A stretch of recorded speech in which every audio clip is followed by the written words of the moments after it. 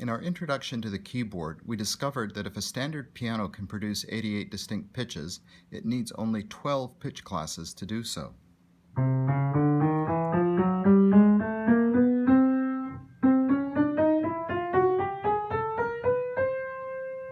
It would be logical to name each pitch class by number. For example, to have a pitch class 1, pitch class 2, pitch class 3, and so on. But if that's the underlying logic of the keyboard, that's not how pitch classes are actually named. Instead, we use letters like A, B, and C, and instead of going all the way up to the 12th letter L, we stop at just the 7th letter G. These groups of 7 pitch classes can be easily seen on the keyboard by looking at the white keys. If I start on any given white key, for example, I will arrive at its nearest pitch class relatives 7 keys later.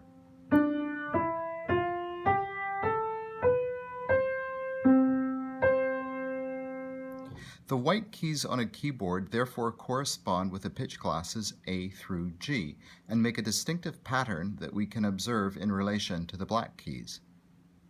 The first thing we need to do is to establish clear anchor points for our musical alphabet, and there are 2 obvious ones. These are the white keys that stand immediately below the black key clusters. The white key below the cluster of 2 black keys marks the pitch class C. The white key below the cluster of 3 black keys marks F. Now we can quickly read the white key alphabet. A, B, C, D, E, F. Then we finish the alphabet with G and return to A. But what about the black keys? How do they get names? The pitch classes associated with the black keys use their white key neighbors to identify themselves, like a kind of borrowed address. But they can borrow that address from either neighbor, identifying themselves as living either just above one neighbor or just below another. If they live just above, they identify themselves as sharp. If they live just below, they use flat. For example, the pitch class that lives just above C could be identified as C sharp. Or it could be identified as living just below D, in which case we would call it D flat.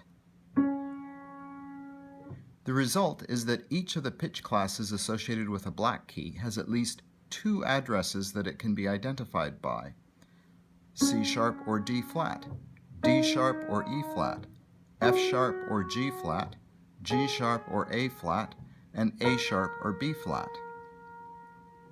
We can extend this privilege to the white keys as well, of course.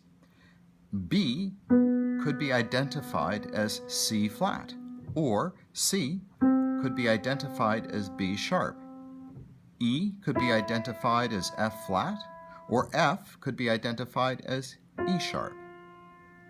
This situation, in which there is more than one possible identity for a given pitch class, is called enharmonic equivalence. B sharp and C are enharmonic equivalents. F sharp and G flat are enharmonic equivalents. We could extend this even further. This G could in fact be F double sharp. This B flat could be C double flat. Now that we know how notes are named, we can connect the keyboard to music notation and start to explore the world of music theory.